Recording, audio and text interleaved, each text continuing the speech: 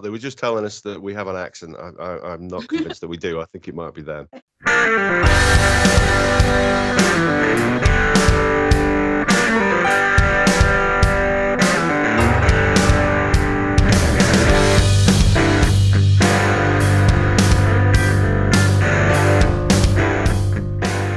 Welcome back to episode 165 of Tall Boy Radio, and we have got another gem for you tonight. If you like stars of the silver screen, then we have got two for you tonight. We have just a ticket for you. But before we get to the main attraction, let's get to Mr. Sideshow himself. Yes? Yeah, thanks for that stunningly average introduction, Ad. Looking forward to this evening. I always enjoy it when we've got sort of new guests on, people that we haven't had on before, so just talking about their lives and what they do. So really looking forward to this, and can't wait. Indeed.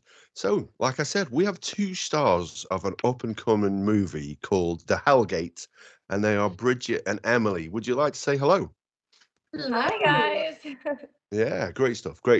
So, before we get into it, then, do you want to just quickly introduce yourselves, and tell us a little bit about what it is that you do? You know, any other films that we may have seen you in beforehand, that kind of thing. Who wants to go first? Emily, you go take it away. All right. Well, my name is Emily Danny. I am the lead in the movie The Hellgate. I'll be playing Stacy. I got this role sort of, it was a last minute thing, I think. They were saying we need somebody dark hair, metal music, loves horror movies, and then I kind of just jumped on it. This will be my first feature film. So I have been in another film, The True Valor, but I was definitely supporting. So this will be my first lead role, and I'm super excited about it. Oh, absolutely. What about yourself, Bridget? Hello, my name is Bridget Linda Froming. I am from Orlando, Florida. I've been acting for, I don't even know how long. I've done some theater, some film. I'm also a competitive martial artist, so I like to incorporate that where I can into films. Can do my own stunts, but not like stunts, just some like chill. And what else did I do?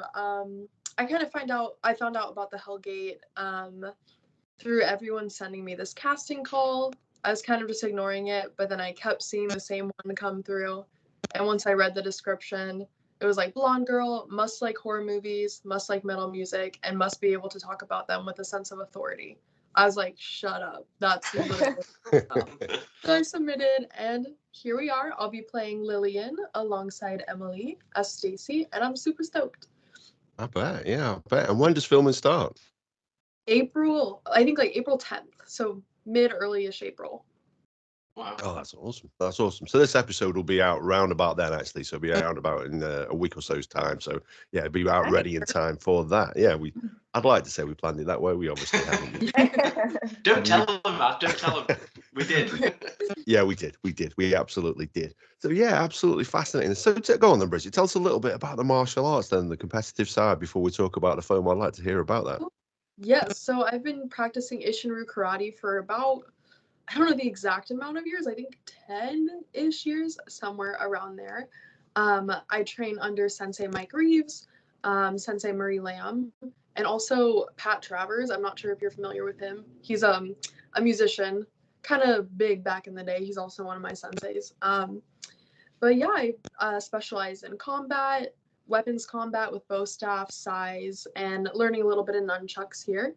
And then I do traditional forms, traditional weapons for tournaments, and then I'm just now starting to get more into fighting and sparring for tournaments as well. And then I also break concrete and wood.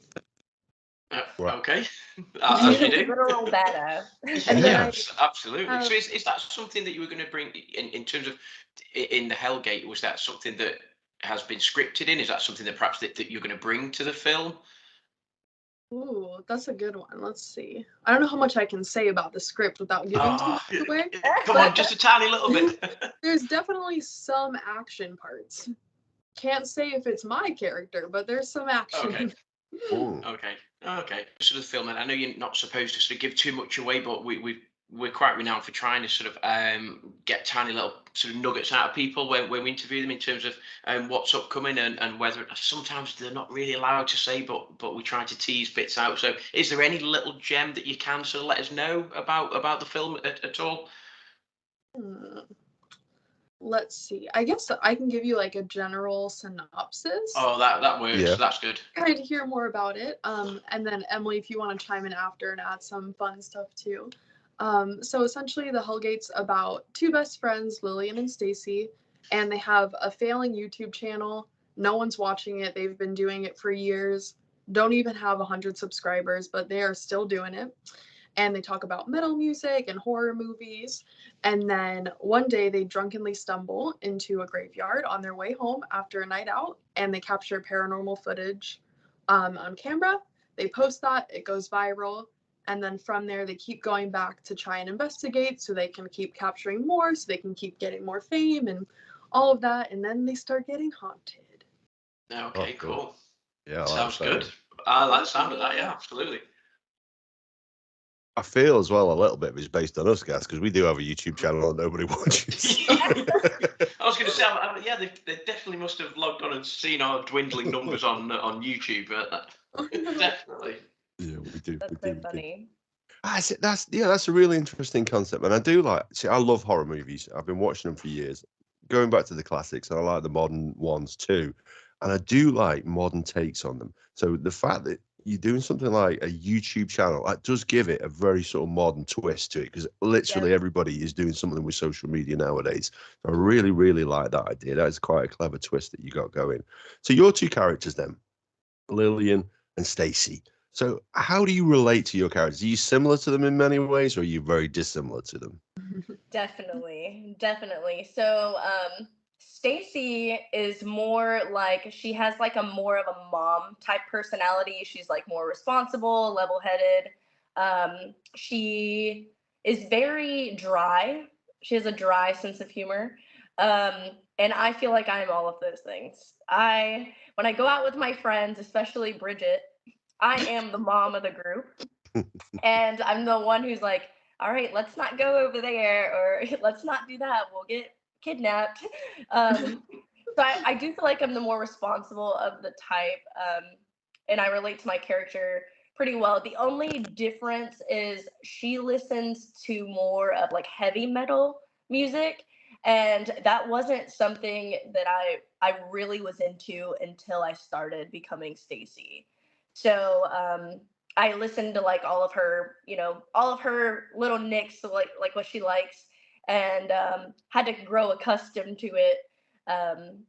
But I do think that Lillian and Bridget are very, very similar as well. Yes, we are eerily similar. Lillian's very quick-witted, sharp-tongued, very assertive. She knows what she wants. She knows how to get it. She goes for it. And I also agree with what Emily was saying. She's definitely the mom of the group, and I'm always doing some crazy shit. There's a part in the script where Lillian's like, let's go fuck up the mosh pit. And Stacey's like, okay. And I drag Emily to concerts with me all the time. And, Lillian's also the one that's like, let's take shots. Come on, let's get another drink. Like, let's go. Yeah, it's 3 a.m. and we have to work at 5 a.m., but let's keep going. Yeah. And I definitely relate to that. Same with the music taste. Lillian's more of like a speed metal type of vibe. So Iron Maiden, like kind of like more of a Metallica, light metal, I feel like. And I'm more of a classic rock type person. So I feel like the lighter metal, although I do love the heavier stuff too, fits more with my personality. Fair play. So how long have you two actually known each other then? Have you sort of, are you friends, or have you just got to know each other through sort of the film as such? So we actually met at the audition process. So the very first audition that was held in Jacksonville, she came down and we met in the audition room. So we knew that since I was brunette and she was blonde, that we had applied for different characters. Right. So we did our audition together. So I was a Stacy and she was a Lillian. And we clicked right off the rip. Sorry. That's okay. My cat is like kicking my AirPod around the floor, and I'm just like, you're driving me nuts. But yeah, so we clicked immediately. So we were in the audition room, and she's like, "Do you want to do stretches?" And I was like, "Sure."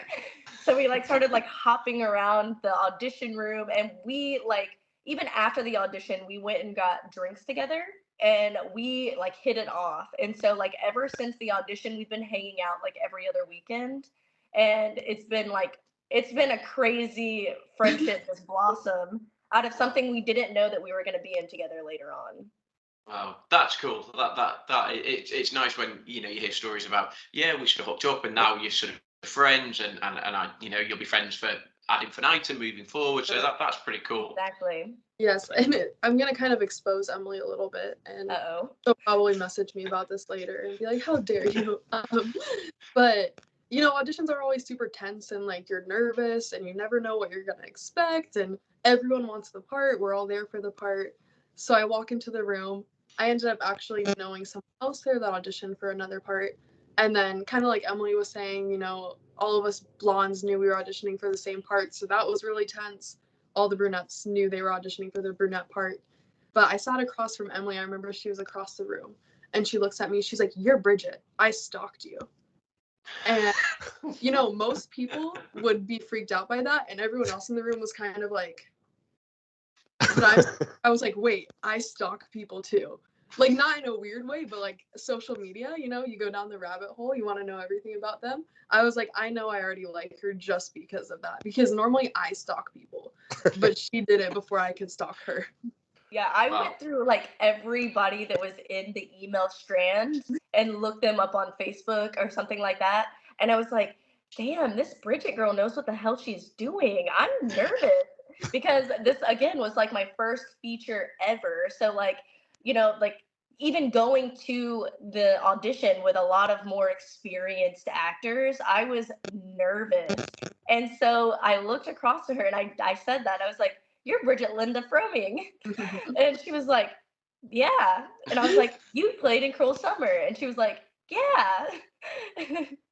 She was just like so in awe that I knew all of this stuff about her already. Normally when you stalk people, you don't tell them. Yeah, I gave it away. I was like too excited because I had actually watched the Cruel Summer things that she was in just so I could see like how her acting was, and it turned out to be really, really good. So I was like, damn. Well, it's good then that she wasn't going up against you, but I wonder if that did you. Yeah. Do you think it did you some good then? The fact that you gel so well in the interview process that they must be thinking, well, this girl's really good, and they get on really well. That must have done you some good, mustn't it? I think so. I think because the chemistry of Stacy and Lillian is already like a sister bond, they needed something authentic. So when they, seeing how me and Bridget were, and then in the real life, just like how we were just like this, they knew at that moment that our chemistry was just too intense to ignore at that point. So they were like, yeah, that's Stacy and Lillian right there. That's awesome. So when you talk about the audition process, then, like you say, and how intense it is, what is it like then being sat in a room like with a whole load of blondes and a whole load of brunettes, basically knowing that only one of you guys is going to be successful, and it really, really, really needs to be you that day? How do you deal with that and still be friendly, in that competitive basis? It was scary, honestly.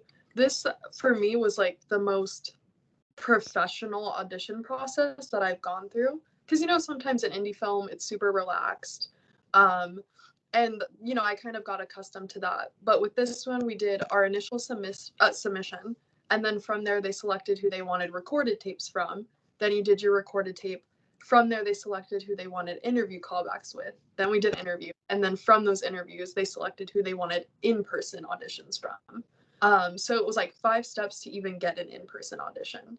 And then, kind of like what I was saying earlier, walking into the room, it's like so nerve-wracking, especially when your competition is sitting right next to you. And they're going into the room right before you. And they come out, but they're not going to tell you what happened. Yeah. But you don't want to like be mean to other people. But it's a competitive thing. That's just the nature of it. But I know personally for me, I'm happy that I just get to act regardless. And for me, an audition is still acting. Whether or not I get the part, I'm still out there, I'm still working. And that's why I love it. Like, I'm not acting so I can get parts. I'm acting because I love acting. And any chance I get to do that is just fantastic. Yeah. So how many people were actually sort of you talk about the sort of being invited into the live casting? How many people were actually there then for each of your parts? Because obviously there must be a process, and you must have hundreds of actresses, and then they whittle it down and they get to smaller numbers. So in terms of the live callback and the live casting, how many were there sort of that you were directly up against then at that point? Oh, Emily, I don't know if you remember. I think it was like 2 or 3 of each of us. So it I was think so. very. I think for Stacy there was 4, and then for Lillian there was 5. And Wow. then I think for all the supporting roles, they only had like one other to go against. So it was like they would swap us out. So it'd be like me and then Bridget, and then they'd kick me out and then get another Stacy. So then it'd be like Stacy or Lillian, and then going up against another brunette. And then she would go in there with all of them, and then they'd put me with all of the blondes. And so it was so nerve-wracking because this again was like, I'm fairly new to acting, so as soon as they came out, I'm like, what happened? Like, what are you doing? Like, how was it? Like, and they picked different guys to go in there and audition with us as well. So when the guys came out, I'm like, how was she? And he was like, they're trying to obviously be very neutral and be like, well, you were good, but she was really good too.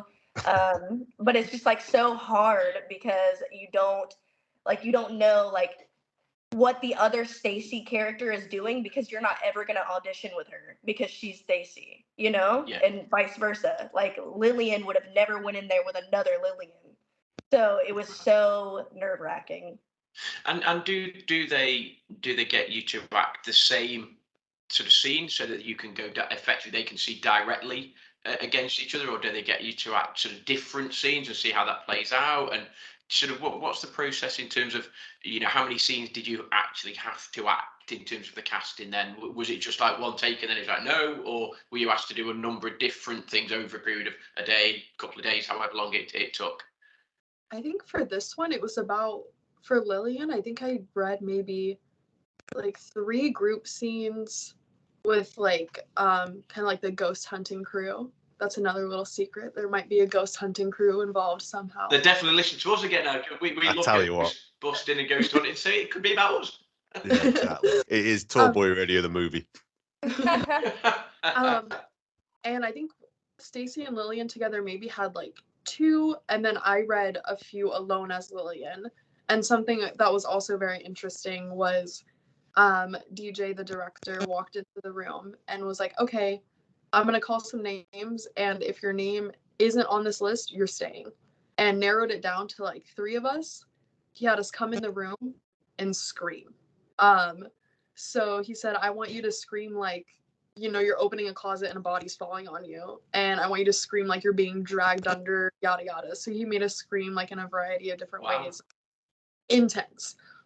Yes, it's imagine. called the scream test. And when I tell you I was not prepared for that, like, so the co-producer, she gave us like, there was 2 different pitches she wanted us to do, and then she enacted them. So she was like, I want the pitch to be like this, and then she screamed, and so we had to scream twice in 2 different like languages of scream. And it was so intense. I walked out of there, my throat was sore. It was so awesome though. I bet. So have you done the table read then yet? Have you sat around and gone through the script together? We just did that yesterday. Yeah. Oh wow. What was that like? It was great. We, like me, Bridget, and one of our other trio in our movie, his name is Chuck.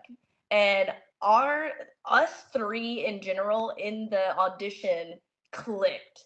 So our relationship dynamic is like so great already. So I'm so excited for his name is Braden Noble, and he'll be playing Chuck.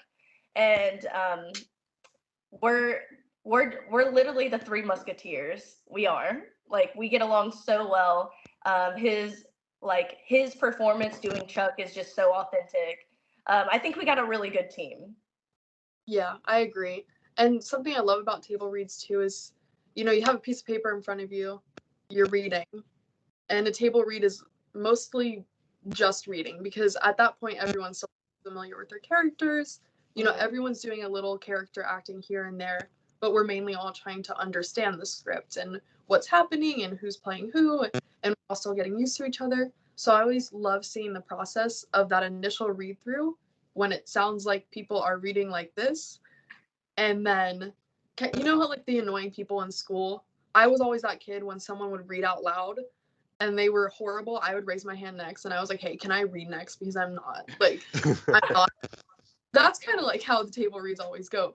So it's always great to see starting there to the final product when you're on set and everyone's full on tears, screaming, crying, and it's like a totally different vibe. So it's such a process and it's very interesting to be involved with. Cool. Well, I follow the is it Blood Scribe Creations on Instagram. So I've seen little bits and little teasers from it, and I've seen the ghost in makeup. So that's really cool. That is really cool. We're going to use. Isn't it terrifying? It is. It is really well done, and I'm going to use a little bit of that. So that I've created a little bit of artwork we will share on social media for this episode when it comes out. So it's got you two guys and the ghost looming behind it. But what was it like seeing the ghost then not in prosthetic makeup and what have you, and just seeing them read it? Was it a bit weird? I don't think she was actually there. Yeah, she was not there, but she is just like the nicest, prettiest, like feeble woman, and to see her like normal, and then to see her in like all the makeup, it's like a dramatic change, and we're like, how the fuck did you even do that? Like, how did you do that? It's very, very cool. It's very cool to see. It's also really sorry, go ahead. No, I was just saying, I bet it is cool. Yeah, I was kind of going off of that. Although the actress who, was in the prosthetic makeup wasn't there, obviously there are some more antagonistic, like ruggedy characters in the script because that's what you need for a film. And walking in and just seeing them like, hey, nice to meet you. You want a cough drop? Like, here, have some water. Yeah. And they're so nice. And then they start reading the script and they're like evil. It's kind of scary. Yep. Yeah, I bet. Yeah, that juxtaposition between the two. Yeah, that's going to be interesting. So you're going to start filming very, very soon in April then. What are you looking forward to most about the filming? I think I'm looking forward to most is, well, obviously filming, but having us all together for 12 days is going to be so fun and hectic. It's going to like we're going to make the most of it, and I'm very, very excited. The group that we have, every character was uniquely chosen. He spent a lot of time like intricately picking each character, and it fits so well and it's so smooth. And I think we have like a really good group that when we get together, we're gonna light shit up. Like, it's gonna go down, and I'm very, very excited for that. Hell yeah. I'm the same way. I can't wait for like all of the fun shit that goes on behind the scenes. Lots of BTS videos. I already know they're gonna be chaotic. We basically already have like a bunch of just regularly chaotic videos, and once you're on a film set, the energy is always like so high and everyone's running around and people are stressed. And especially when you get into like those late night shoots, you really see who people are, and you really cool. So I'm excited to like bond with everybody and then also see the scripts like come to life. Yeah. So what does the sort of the premiere look like then? What's that going to look like? So when you finish your filming and you give them the go ahead and the film releases, what does that look like? So you guys going to hook up together? Is there an event? Are you just going to sort of sit back and you get like a pre-screen of the film? How does that work? I haven't heard anything about that actually. Right. I don't know specifically with this film what they're planning. I'm assuming they might try and get it distributed somewhere. Or maybe there might be a private premiere or a public one. I really haven't heard much about it. I'm hoping something cool though. I at least want to see it. Absolutely. I told DJ we should have like a watch party. So like everybody like from the cast gets to watch it together the very first time. I think that would be great. Oh yeah, that would be fantastic. So was it a 12-day shoot? Did you say that's going to be pretty intense, isn't it? Yes. So he wants to make it in 10, but we have 2 buffer days. So hopefully we get it done in 10. But us all being boarded together is going to be so just funny, awesome. Like me and Bridget are going to be pulling pranks on people. I think we're going to be staying up late, all kinds of shits and gigs. We're going to do it. That's awesome. That's awesome. So we had a guy on a few weeks ago now, a guy called Jason Impey, and he's a horror director here in the UK. And yeah, so he talked us through a little bit of the process from the other side. So he's talked us through the audition side and how his experiences with it, which were fairly unique. But so he's done quite a few films, and his are mostly in the horror genre as well. But his most popular film, let's see if you see, I don't know how you're going with this. So it was part of basically, so he had nothing in the can to begin with, and he did it as a challenge for a film festival, 72 hours to get a film filmed and actually edited in that time span. And believe it or not, it is his most popular film that he's ever made. Wow. That's intense. That's kind of like you. Yeah. Emily just showed up, and here she is. That's crazy. Yeah. So I think literally, was it 12 scenes? And they just kept the camera rolling loads, and then he already had an idea. He'd set this house up, and it was set inside a prison. So I guess you didn't need too many places to film in. Right. And then he just went through and filmed it. What is it called? I would love to watch it. I will have to look into that. I can't remember. Yeah. I'll give me a second.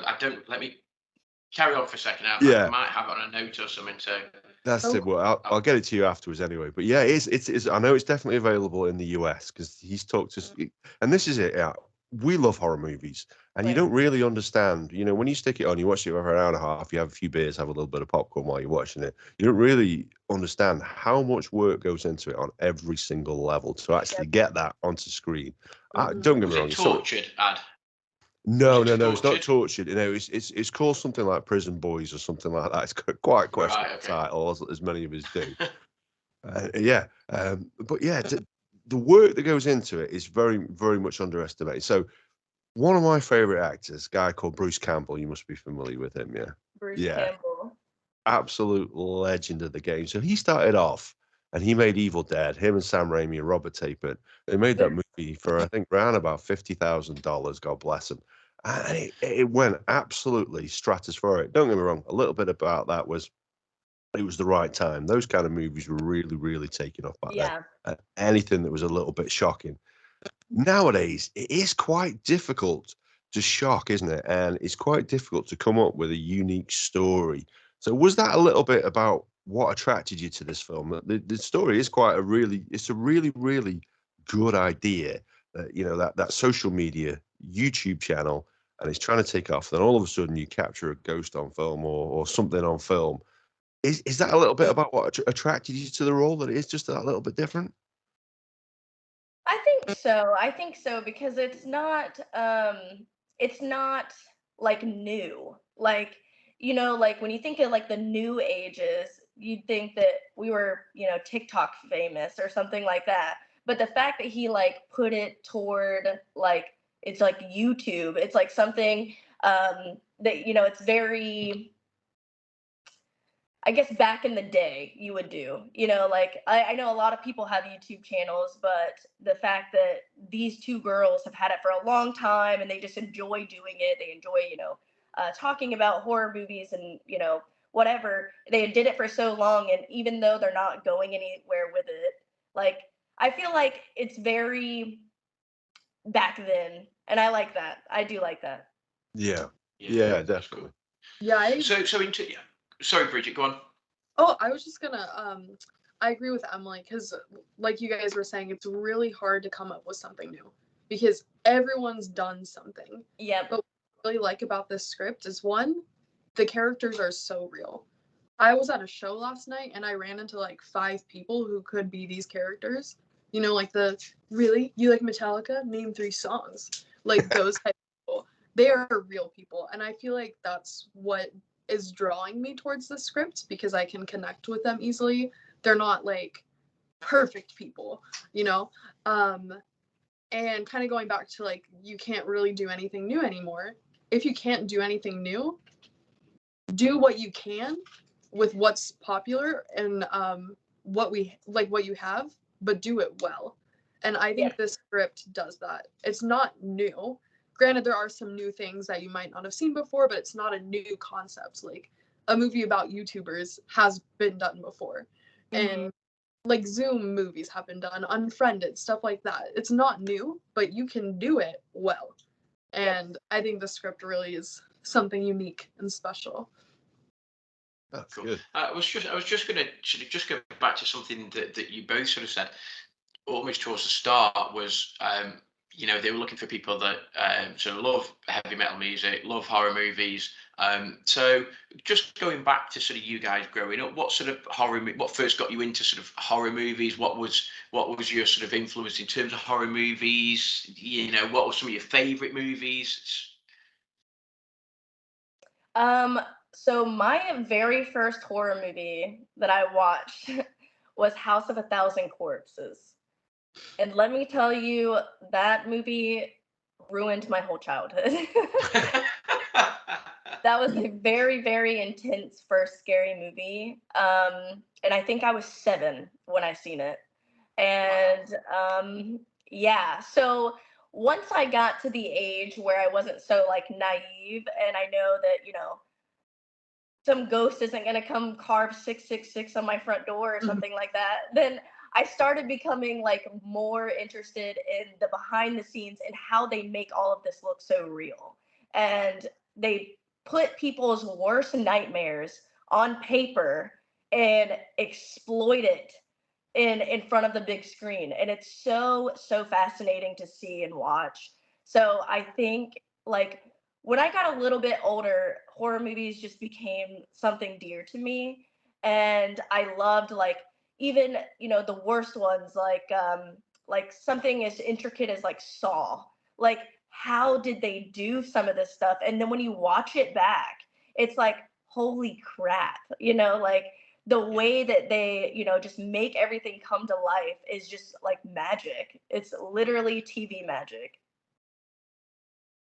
I think whenever you watch any of the extras and this is some of the best things about those movies now, when you get them now and you get to watch the extras and you see how these films are made, you give them that little teaser. We're not as lucky as you. We don't get to be on film sets, Gaz and I, funnily enough. Although we could make some pretty scary movies at some point, I suspect, even with our faces. But yeah, so when you see those little teasers behind and you see how it's made, and actually, you know what I mean, some of the props, they seem incredibly cheesy, but the lighting and the cinematography that they perform, it's an absolute art form in its own right, Yes, isn't it? I agree. It is. I think that the thing is with horrors that they don't get I don't think they get the respect that they deserve. For me, I love to watch the low budget stuff. I don't want to see it remade with loads of CGI and stuff like that. I Yep. want to see somebody's blood, sweat, and tears on the film. And that for me is where you find it most, is in horror films, because people Yep. actually, like you say, there's a passion for it out there. And it's interesting to say that one of your so Rob Zombie's Thousand Corpses, was it? That was one of your first. What about yourself, Bridget? What was one of your first horror movies that you saw? Ooh, so I actually got started with Ghost Adventures. I know that's not a horror movie, but I've been hyper fixated on Ghost Adventures for years. It's my mom's favorite show. I love it. It's so cheesy but real at the same time, but not real at the same time. But it's just so fun to watch. And then the first movie that I recall was Sleepaway Camp, and that's one of those good low budget classic horror films. And then I remember Hollywood Chainsaw Hookers really well too.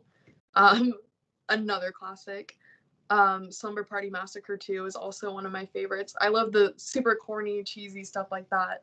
But it was actually really cool because Sleepaway Camp was one of my first horror films that I remember loving. And I talked about this on the last podcast we did, but I just recently did 2 features for an upcoming trilogy, Cruel Summer, like Emily mentioned before. And the character I played was named Felissa, named after Felissa Rose from Sleepaway Camp. So that was like kind of a full circle moment for me. And the films were actually directed by Scott Tepperman, and he was on Ghost Hunters. And I watched him growing up too.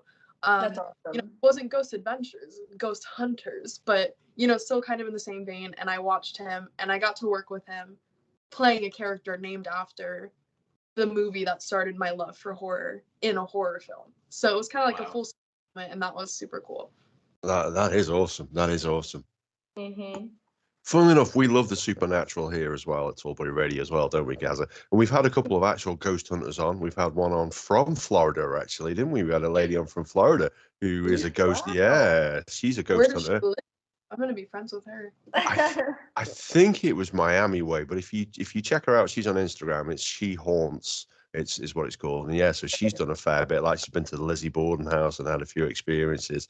Yeah, really, really cool. Then we've had a few on in the UK. We did one a couple of weeks ago with a lady from down south, and she was talking through. You know, she's off to visit an area which is quite famous for its poltergeist activity. So that should be interesting. And we're also going to have a go very near us. So you have that show over there. We have a show in the UK called The Most Haunted. I don't know if you've ever heard of that. The Most Haunted. I think so. I have. So Yeah. Well, the lady who presents that lives literally about 15 minutes down the road from us. So one of God. yeah, and it's basically because there's a lot of, because obviously where we are, northwest of England, Cheshire, there is an awful lot of haunted properties. So myself and Gaz are going to go and do a little bit of investigation work in a local haunted place. So that should be quite interesting. That's is coming up. so cool. Can we come? Yeah. Absolutely, yeah, absolutely. Yeah. It's weird because one of the guys that he can't be with us, but he has sort of joined us on the podcast, and he's very and I suppose the traditional he's not a subscriber to the supernatural, doesn't believe in it, and he's very much like, no, there's always a rational explanation for whatever's going on, and we're sort of trying to sort of rope him in to be our sort of straight guy compared to our fall guy sort of thing. So when we're saying, oh my god, look at that, and he'd be like, no, it's just a curtain that's blowing, and we're like, no, there's definitely something. So he might come along and play the straight guy, but myself and Adam we've loved the sort of supernatural for years, haven't we? Real fascination with it. Yeah. That is, I'm jealous. That sounds like the coolest thing ever. Like, I think, Bridget, didn't you just go ghost hunting not too long ago? Yes, I was in Savannah, Georgia, and I went with my best friend, and we went to the Andrew Sorrell Weed House, which is like one of the most haunted properties in Savannah. And it's pretty popular. Ghost Adventures and Ghost Hunters both did episodes there. And I was actually on a haunted hearse tour throughout Savannah. And we drove by the Sorrell Weed House, and I had no idea that it was there. I just didn't, recall that it was in Savannah and that I was in Savannah at the time. So while he was giving us a tour past the house, I booked us tickets to tour the house. Then after that, we went toward the house. And as we were leaving the tour, I see this guy walking by with like a big briefcase. So of course I go up to him. I'm like, hey, what's going on here? He pulls out a bunch of EVPs and like spirit boxes and all of this stuff. And I was like, cool. Wait, do you have any tickets left for this ghost hunting thing? He was like, actually, I think I only have 2 tickets left, $60 each, but I'll give you $50 each because you just did a tour. So we booked them, and we were at this house from I think 7 p.m. till 3 a.m. just ghost hunting and like rotating throughout all of the rooms, and we caught some good stuff. I'll have to send over some photos because there's some orbs in there and like videos of flashlights going off, and like I was feeling things on my body, but it was so fun. That is so awesome. Yeah, and it's weird because we both not desperately want to sort of experience something, because we said when we go to this one place in particular, we will always try to find a rational explanation for it, and then when all of them are gone, then there's only the supernatural left, sort of thing. So, and we said, look, if we go there and nothing, and we don't experience anything, then so be it. But actually, if we go there and we do, that would be like holy shit sort of thing. Right. That would be like, oh my god, that would be amazing. But yeah, we look forward to that when we're hoping at some point, sort of maybe just towards the summer this year, but we'll wait and see. We'll wait and see. And Well, make sure when you do, you drop us a pin. yes, let us know. We'll transfer. Yeah, we will. Absolutely, we will. Yeah, absolutely. Have Stacey and Lillian on ghost hunting. That'd be amazing. That would be That cool. would be cool. That would be very cool. Yeah, I think a lot of people, when they go ghost hunting, especially for their first time, granted, I'm not like a professional, but I feel like a lot of people that start ghost hunting don't believe in the paranormal, and they're so desperate on catching something on camera. That's where we start to see like all of the hoaxes and all of the people scaring their friends, and then of course when all that stuff's happening, the paranormal, all the spirits or whatever's in the area isn't gonna respond to that. But I like ghost hunting just so I can like talk to them, and I'm so intrigued by it. I just want to know like what's up. Yeah. Like, are you not? Like, you hear me? Can I see you? Type of thing. It's just so interesting. That's awesome. Very cool. So, funnily enough, the Sorrel Weed House was mentioned by the lady we had on from Miami. She's done a fair bit of investigating there herself. She spent the night there. Yeah, she was telling us about it and the experience that she had. There's You spent the night? Yeah. Yeah, they do like overnight lockdowns there. That is terrifying. And the big was pitch black. I was terrified. And crazy story real fast. So there was like a separate quarters, and there was a room where someone she was a slave. She supposedly killed herself, but everyone thinks she was hanged. So the guy leading the ghost hunting was telling us, a lot of people have very emotional reactions to this room. So if you go in there and you feel something, like, it's totally normal. It's just such a heavy room because of the nature of everything that happened there. And something really cool about this particular investigation was that the guy leading it let us do our own thing. He wasn't in there trying to tell us what to do and how to ghost hunt. He was like, y'all do whatever you want. And if you think you have something, call me and I will tell you if I can debunk it. And if I can't debunk it, I will. Like, yeah, you paid, but I'm not here to make you believe in ghosts. Like, we're trying to see if we can capture something. And I really appreciated that, because a lot of times when you go to these touristy areas, they want to make sure you get your money's worth. But he was like, I'm honest, sometimes we don't get anything, but it's fun. Yeah. So I walk into this room and immediately start sobbing. And I'm like, I'm not a crier. I cried in front of Emily one time and she wiped my tears. It was like a whole cute thing. But normally I do not cry. I immediately started sobbing. And I had to leave the room because I had no idea what was going on. And then I instantly stopped. And then I walked downstairs to where the leader of the ghost hunt was. He gave me some water. He was like, are you okay? I was like, I don't know. So I took like 2 minutes, went back upstairs. I was like, okay, I'm good. I walk in, immediately start sobbing again. Just instant like pressure and tears on my face and my chest. And then my chest started getting all red. And even though I wasn't touching it, it was just such a strange experience. That is crazy. That is. Crap. Yeah. That gave me chills just thinking about it. Yeah. I tell you what, dude. In the Hellgate, too. Spoiler. I know. Now that is really cool, and to be honest, it's great. It's great to hear that story, that you do that kind of thing. And actually, to be honest with you, you should start a YouTube channel, or you two guys, anyway, and just see if you could be more successful in your two characters in the film. We should. That'd be awesome. We do a lot of crazy shit. We'll probably get rewarded for a lot of things that we do. Our videos are taken down, but the adventures of Emily and Bridget, and then put like a viewer discretion is advised. Absolutely. So here's the thing, then. So the likes of Matt Damon, Ben Affleck, they've made films themselves, have you ever any inspiration to make your own movie? Have you any ideas ticking around in the back of your head where you think actually that would make a really cool film and I should do that? I actually had this really strange idea, and for a while I was like, I'm not going to tell anyone because it's so good and they're going to steal it. But every time I keep talking about it, I realize that it's stupid. But one trend I don't really like is what's it called? Like Groundhog Day type movies, like where the days repeat. I forget what it's called. Happy Death Day is one. Yeah, what's that, like time cycle? What would you call that? I have no idea, but I know what you're talking about. Happy Death Day does it, where she wakes up and it's every day is her birthday. And I just feel like that trend is so overdone.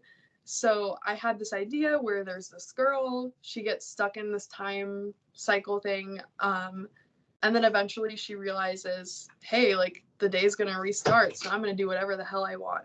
And it breaks into this whole montage of her like robbing stores, killing her boyfriend, like walking down the street naked, doing all this crazy shit. And then somehow in that cycle, she breaks the time thing. And then the next day she wakes up, but it looks like we're starting the same day as before. So she thinks the day is repeating. But there are little things change throughout the day. Like the news channel before was talking about a murderer, but this time it's talking about her. But she doesn't know because she still thinks it's a new day. And there are like little things throughout. And then it ends with the police knocking on her door. And then she's like, oh shit. And it just fades to black. I'd watch that.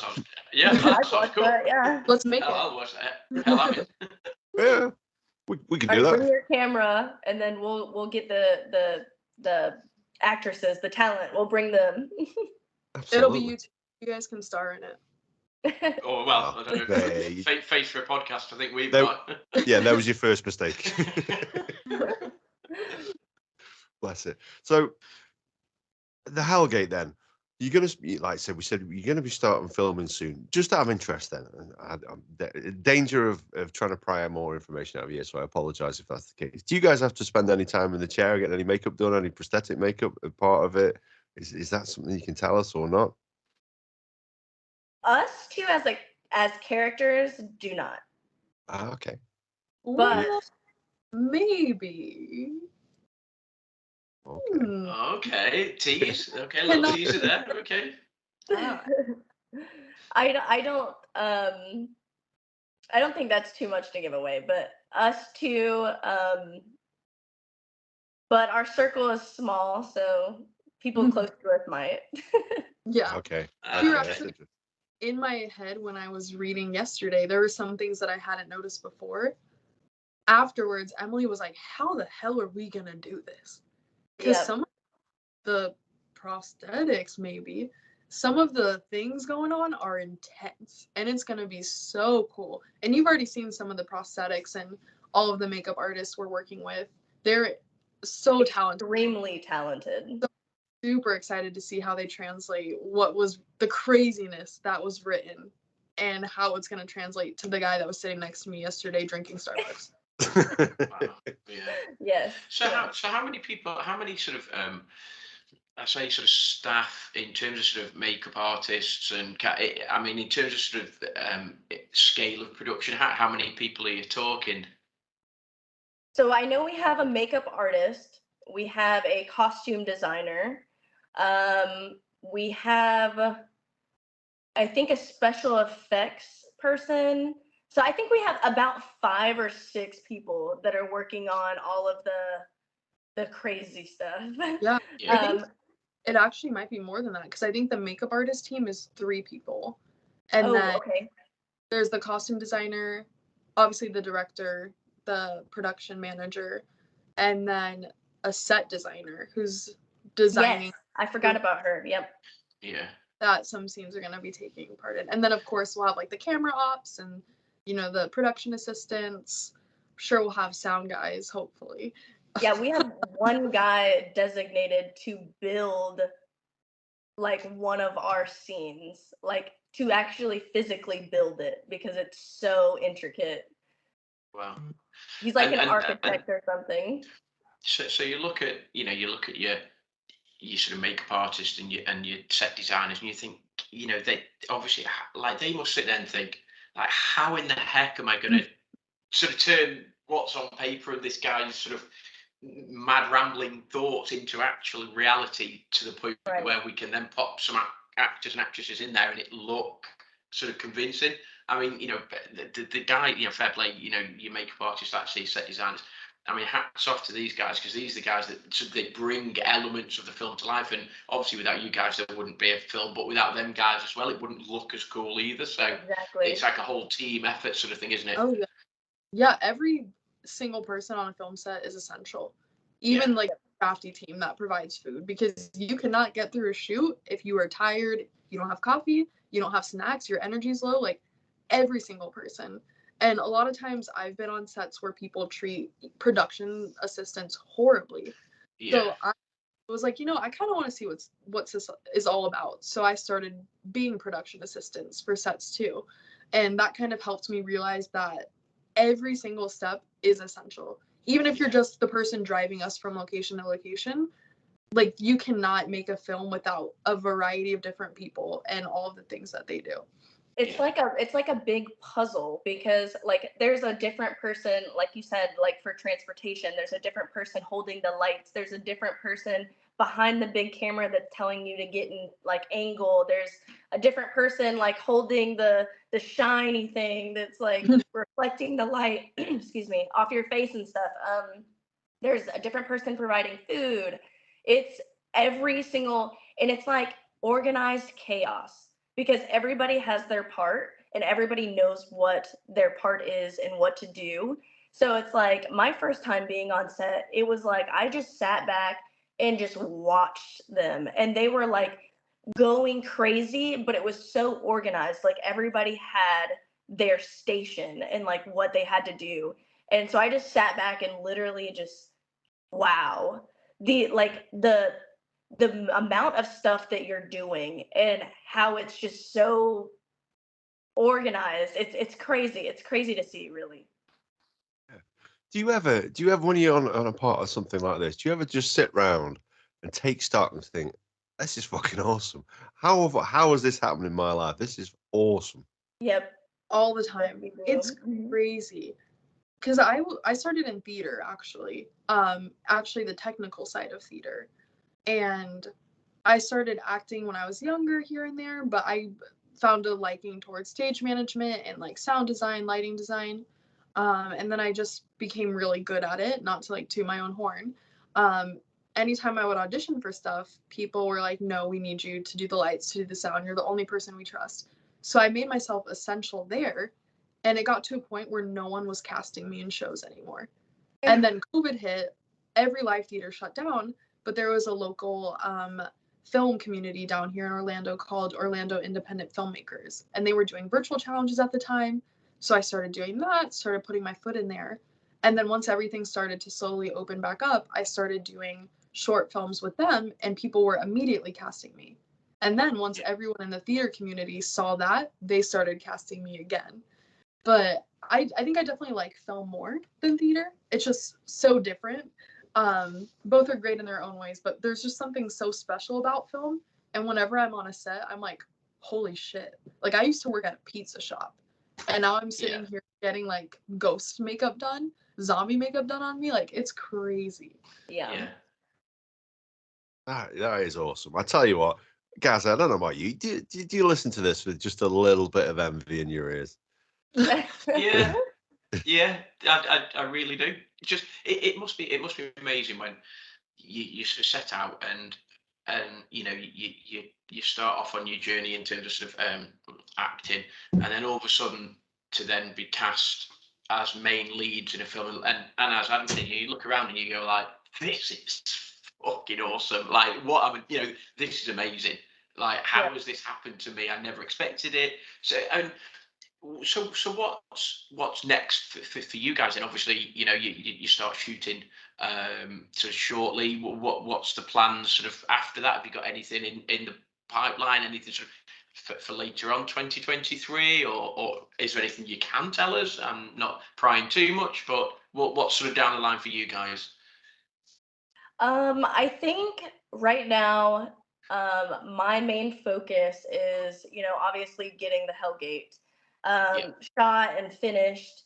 Um, and after that, I have like maybe 2 or 3 other projects that have kind of piqued my interest. Um, and I'll be, shifting my focus to those after that. I think one is a slasher film, but we'll see. We'll see. But other than that, I think I mean Bridget actually just produced her own movie.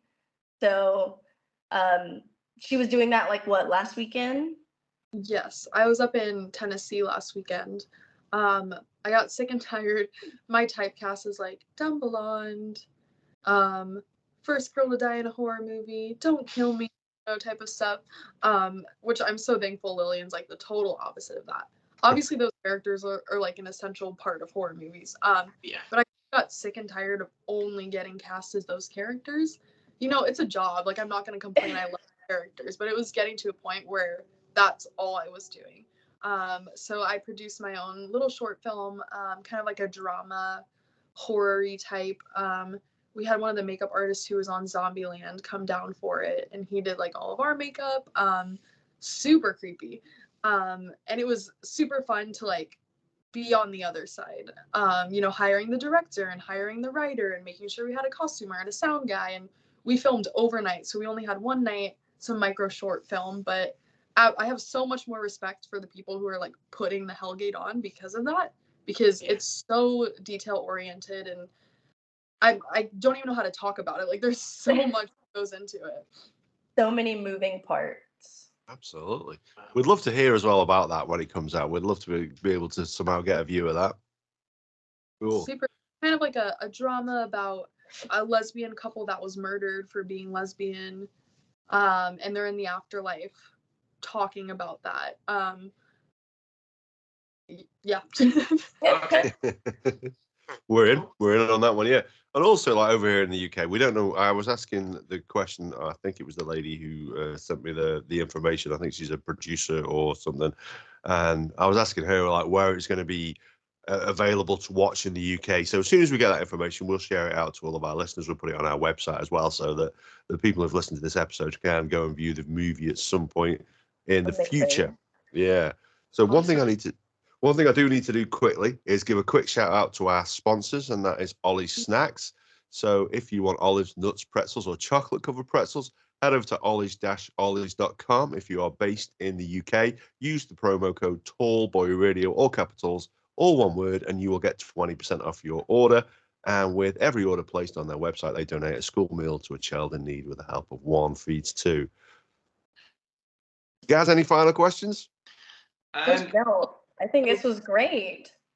No questions. Just a massive thank you, obviously to Emily and Bridget for spending some time with us, talking us through, what we can expect. So, and just a huge shout out to the sort of the small independent sort of movie makers. Without them guys, that's what keeps sort of the industry going as such. Yeah, you can talk about your big multi-million-pound sort of productions, but let's support the small independent guys.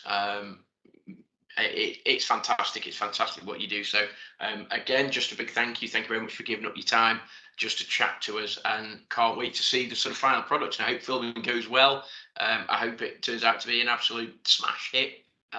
So yeah, look forward to watching it at some point. Absolutely. I definitely appreciate you guys having us. Yes, thank you so much for having us, and keep us posted on the ghost hunting. I want to hear all. We will. We every now and then, I mean, we try to podcast on a number of different things. We have been leaning towards sort of film and sort of ghost hunting as such, and it seems as though it's a common theme that sort of crops up once every number of episodes. So we absolutely will continue to do that. So yeah, we'll definitely sort of and what we will, we would look forward to maybe hooking up with you guys again and talking specifically about ghost hunting. That would be cool. We'll do another podcast just talking about that. That would be really cool. Yeah. Hell yeah. Absolutely. So yeah, thank you very much for sharing your time with us. When we hear about stuff like this, and this is the great stuff, we get to talk to a number of people who do all sorts of cool stuff, We're just the fellows who get to listen to it. But it's fantastic to hear, and we really appreciate the insight that you've given us into the movie making industry. And we know there's plenty of horror fans out there, so hopefully they'll all get on board. They'll all watch this rather fantastic film when it comes out. And yeah, I can't thank you enough for giving up your time. And like I say, in the middle of, early morning as it is there in Florida, to the middle of the afternoon as it is here in the UK. We really, really appreciate it. So if you guys would like to say your goodbye to our listeners. Alrighty, well, you guys go watch the Hellgate. It's going to be a fantastic, fantastic film. A great cast, a great crew, and we'll see you there. Yes, thank you guys so much for listening.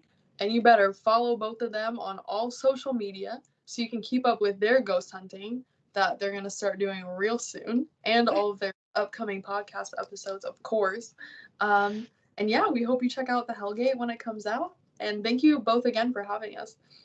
An absolute honor. Like I say, it's an absolute honor. We love learning about different stuff. Like I say, the movie industry certainly is fun to learn about. So thank you very much for joining us. Thank you very much for listening. We'll catch you next time on Tallboy Radio. Alrighty, bye.